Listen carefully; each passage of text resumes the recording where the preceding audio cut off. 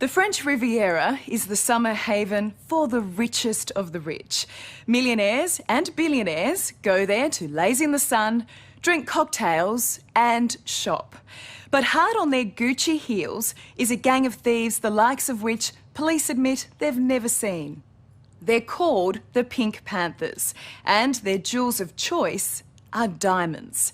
So far, they've stolen nearly $500 million worth. And the cops chasing them have told Liz Hayes the Pink Panthers are about to strike again.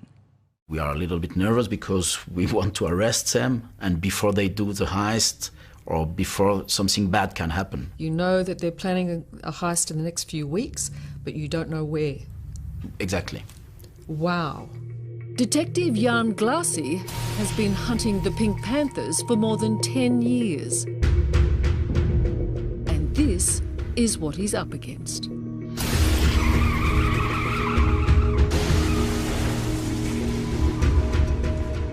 How would you describe the Pink Panthers? For me, perhaps the most organised teams in the world. The most organised teams in the world? The most organised team in the world, yes. The Pink Panthers are jewellery thieves who carried out nearly 400 heists across a dozen countries. They strike with their trademark lightning speed and overwhelming force. The first second when they enter in the jewelry shop is very confident, very violent. Very intimidating.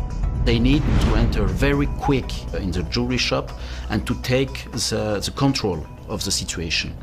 And for that they have 1-2 seconds maximum. In 1 second you have a gun in front of you, and after that the action began with the rest of the group who enter in the jewelry shop and began to break the windows. The Pink Panthers' tools of the trade range from hammers to speedboats and motorbikes. They target boutiques from Europe to Asia, leaving as quickly as they arrive. They have 1 minute, maximum 2 minutes to do the job in the jewelry shop. Maximum it's 2 minutes. Normally it's under 1 minute, under 60 seconds. And one guy is just there to check the time.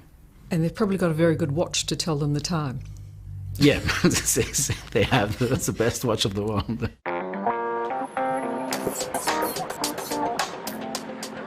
The Pink Panthers have always followed the money trail. Many members of the gang are former soldiers from Serbia and Montenegro who fought in the war in Bosnia. They're drawn by the lure of diamonds and watches, easy pickings in this part of the world. Why diamonds? Because the diamond is like the cash. It is very small, it costs a lot of money, you can travel very easily with a diamond, and you can sell it very easily. Hervé Conan is another detective who has dedicated more than a decade to chasing the Pink Panthers. Thieves, he says, who are expert in selling and even cleverly rebirthing their stolen diamonds. How do I know if I'm wearing a stolen diamond? It's difficult to know that your diamond is stolen or not. Very difficult. It is impossible. And it's the same with watches. Watches are like diamonds. You can sell it very easily and you can travel with your watch. One watch can cost 400,000 euros, so you can travel. One watch can cost 400,000 euros? Some watch can cost 1 million euros. So you can travel very easily with your watch. That's like wearing $1 million around your wrist. It is like having an apartment with you.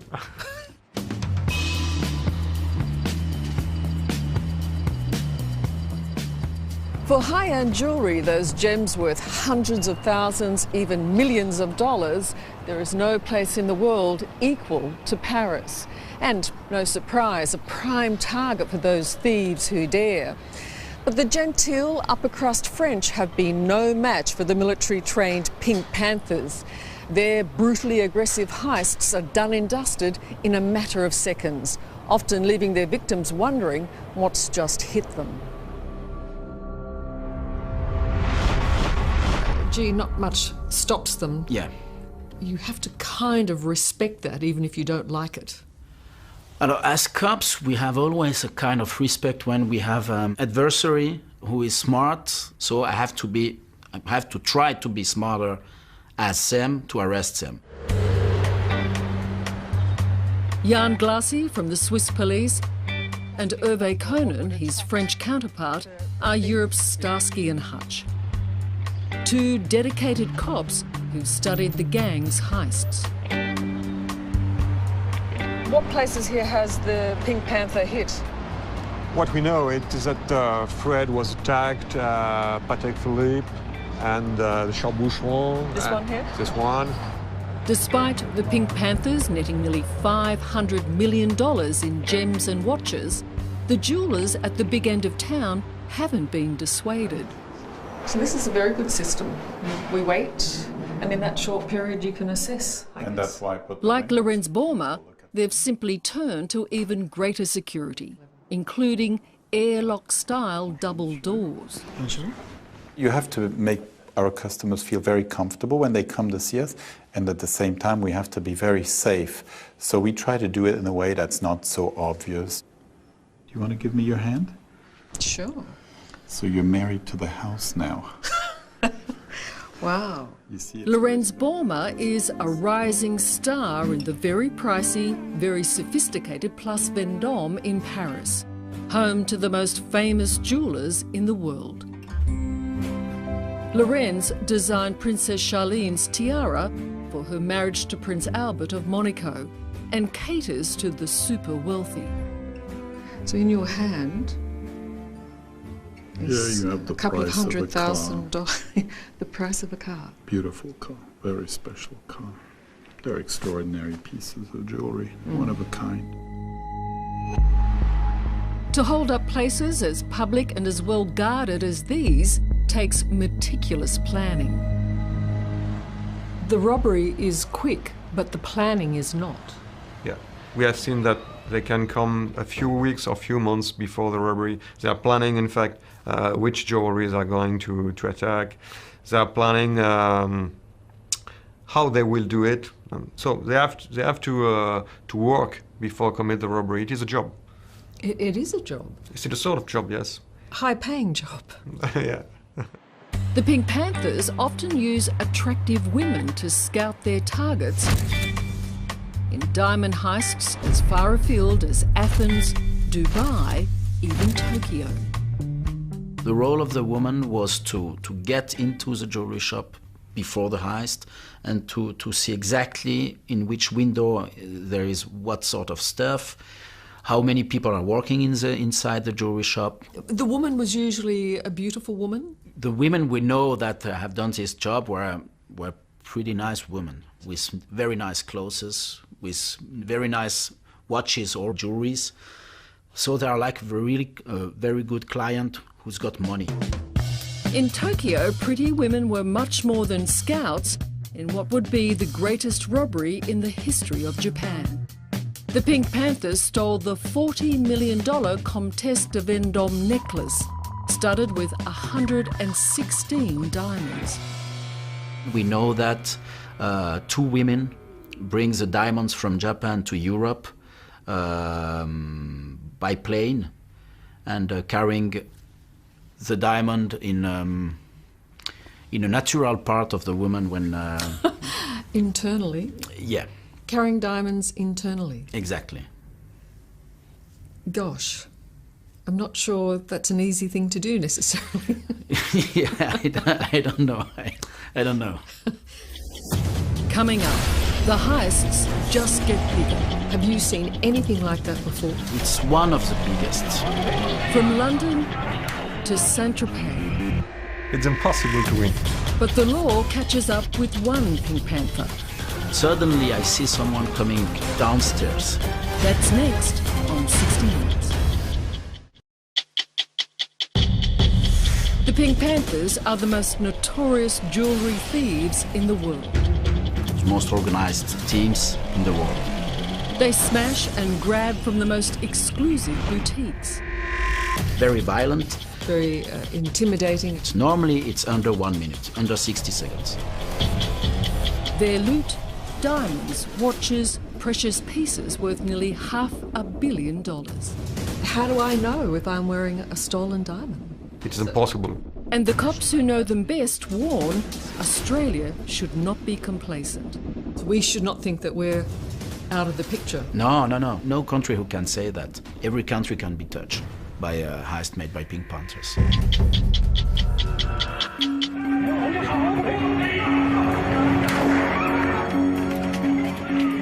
It was the robberies at the Graf jewellery store in London's posh New Bond Street which put the Pink Panthers on the map and gave them their name.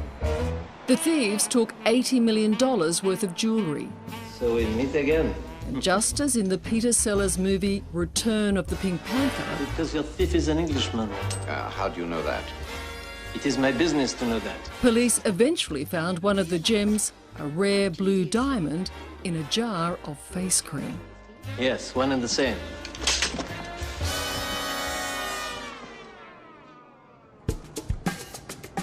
In recent years, the Pink Panther heists have become even more fearless. In the height of summer, amid the packed streets of Saint-Tropez, they struck a jewellery shop in the centre of town. Detective Jan Glassi says the Panthers simply blended into the crowd and pounced. Think why it's a tourist who is coming to buy something perhaps, and they open the door.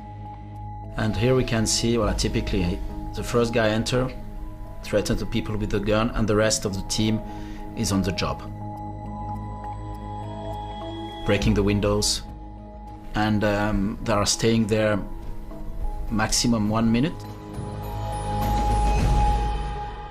For the locals, it was the heist of the century. It was audacious enough to steal $3 million worth of gems from the crowded heart of Saint-Tropez, but it was how they got away that was truly brazen. It took just a quick dash down here to a waiting speedboat, and they were gone.